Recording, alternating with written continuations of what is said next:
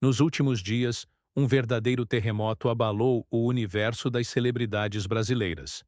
O anúncio do fim do casamento de Virgínia Fonseca e Zé Felipe, um dos casais mais populares e acompanhados do Brasil, caiu como uma bomba nas redes sociais. Em um post simples e direto, Virgínia revelou que ela e Zé não estavam mais juntos. Mas bastaram algumas horas para que os fãs começassem a perceber que algo não batia nessa história. Um casamento tão midiático, tão exposto e lucrativo, com filhos pequenos, construído em cima de marcas milionárias, produtos de beleza, músicas, vídeos, turnês e lives, não terminaria de forma tão fria, repentina e silenciosa, se fosse apenas por diferenças de rotina ou desgaste natural. Era o início de uma teoria que agora se espalha rapidamente.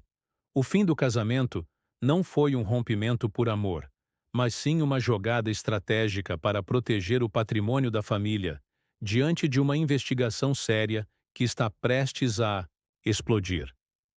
Vamos entender passo a passo o que estaria por trás dessa separação e por que Virgínia Fonseca pode ter sido aconselhada a se divorciar como forma de salvar tudo o que construiu e que está prestes a ser colocado sob os holofotes de uma CPI e da Receita Federal.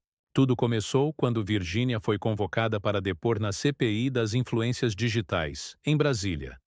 O que parecia apenas uma formalidade acabou se transformando em um dos momentos mais tensos da sua carreira. Sentada diante de senadores e câmeras, Virgínia respondeu durante mais de 3 horas a perguntas sobre a origem do capital da sua empresa, a WePink, sobre contratos com verbas públicas, campanhas com prefeituras e estados, além de movimentações financeiras que levantaram suspeitas nos relatórios do COAF, o Conselho de Controle de Atividades Financeiras.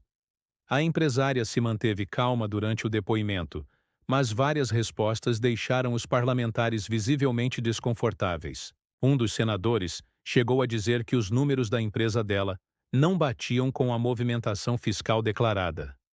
Outro mencionou um suposto contrato com dispensa de licitação envolvendo kits de beleza financiados com recursos públicos durante a pandemia. O clima foi ficando cada vez mais tenso, e o nome de Virgínia começou a aparecer em círculos internos como alvo de investigação. Poucos dias após esse depoimento, começaram a circular rumores sobre documentos internos do COAF que apontariam movimentações atípicas nas contas de Virgínia. Entre elas, estariam transferências internacionais, recebimentos em criptomoedas e um fluxo de valores entre contas pessoais e empresariais, que somavam dezenas de milhões de reais. Havia também indícios de compras de imóveis em nome de terceiros, pessoas que nunca apareceram publicamente, e até suspeita de contratos com empresas de fachada. Foi nesse cenário que os bastidores da separação começaram a se desenhar. Segundo fontes próximas à família, Virgínia e Zé Felipe se reuniram com Leonardo, pai de Zé, em uma conversa privada e decisiva na Fazenda Talismã.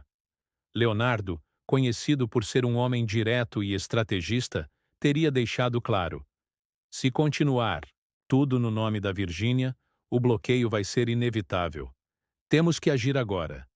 E ali nascia o plano de blindagem patrimonial. Poucos dias depois, os dois iniciaram o processo de separação judicial, em segredo. Nada foi vazado. Não houve entrevistas nem insinuações. Era tudo cuidadosamente planejado para parecer um término amigável e discreto. Mas nos bastidores, advogados de alto nível começaram a trabalhar com velocidade.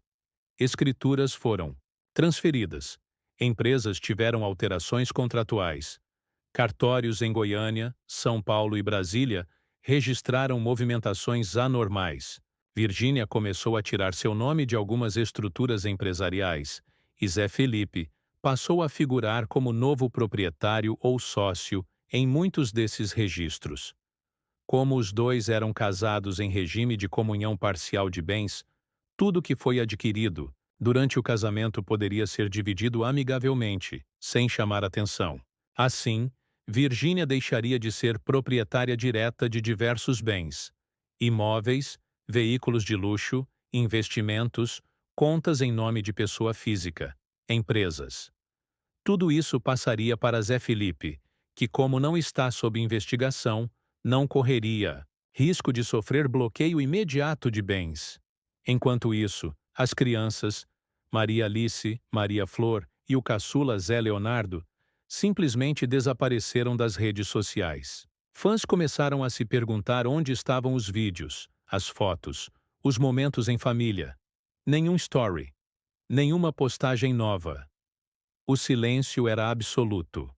Segundo pessoas ligadas à família, os três foram levados para a Fazenda Talismã, sob os cuidados de Leonardo e Poliana Rocha, avós paternos. Virgínia teria decidido afastar os filhos da exposição até que o furacão passasse. Uma atitude que mostra o quanto a situação pode ser mais grave do que se imagina. Nos bastidores, o clima era de tensão total. Virgínia passou dias, em silêncio, trancada em casa. Zé Felipe evitava qualquer aparição pública. Poliana Rocha postou mensagens misteriosas falando sobre momentos difíceis e priorizar o essencial. Além disso, Leonardo teria contratado um dos mais caros e experientes escritórios de advocacia de Brasília, especializado em crimes financeiros, lavagem de dinheiro e blindagem patrimonial. Tudo isso antes mesmo de qualquer decisão judicial. A intenção era clara: agir antes que a justiça agisse. Fontes também indicam que Virgínia teria sido orientada a desaparecer por um tempo, se afastar das redes, limitar aparições públicas e suspender contratos publicitários, especialmente aqueles ligados a instituições públicas ou campanhas financiadas com verba do governo. Há também rumores de que auditorias internas estão sendo feitas dentro da UEPINC para reavaliar contratos, verificar notas fiscais e reestruturar o quadro societário. A CPI das influências digitais segue em andamento. E nos bastidores do Senado, o nome de Virgínia ainda está em pauta. Há a possibilidade de novas convocações. Sócios, contadores, gerentes de campanha, influenciadores ligados a ela e até gestores públicos envolvidos em campanhas passadas podem ser ouvidos nas próximas semanas. E se forem encontradas irregularidades, a Receita Federal e o Ministério Público devem atuar em conjunto para pedir bloqueios, mandados de busca e outras medidas cautelares. Mas agora, com a separação oficializada e boa parte do patrimônio, em nome de Zé Felipe, os bens de Virgínia podem estar fora do alcance da justiça. Essa estratégia é conhecida no meio jurídico como separação protetiva. É polêmica, mas usada por muitos casais milionários em situações de risco. Não significa que o casal tenha deixado de se amar ou convivido com traição. Significa apenas que a proteção patrimonial falou mais alto, e é aí que a narrativa pública se choca com os bastidores. Enquanto o público vê um casal que terminou discretamente, sem escândalos, o que está acontecendo de verdade pode ser uma das manobras legais mais ousadas do mundo dos influenciadores brasileiros. Virgínia e Zé Felipe podem até não estar mais casados legalmente, mas continuam, ao que tudo indica, unidos por um pacto de proteção mútua. Eles dividem filhos, negócios e agora um segredo. A grande questão é: até onde uma pessoa está disposta a ir para proteger seu patrimônio, sua liberdade e sua imagem pública? O que parece um simples fim de casamento pode, na verdade, ser a ponta de um iceberg muito mais profundo. Um escândalo silencioso que, se confirmado, pode abalar o universo dos influenciadores no Brasil. Essa história ainda está longe do fim. E nos próximos dias, os desdobramentos da CPI, os vazamentos de documentos, as movimentações judiciais e até novas postagens dos envolvidos podem trazer à tona verdades escondidas por trás do silêncio calculado. A verdade pode não estar nas legendas, nos vídeos dançantes ou nos sorrisos compartilhados. A verdade pode estar onde ninguém está olhando, nas entrelinhas, nos contratos e nas decisões tomadas longe das câmeras. E você?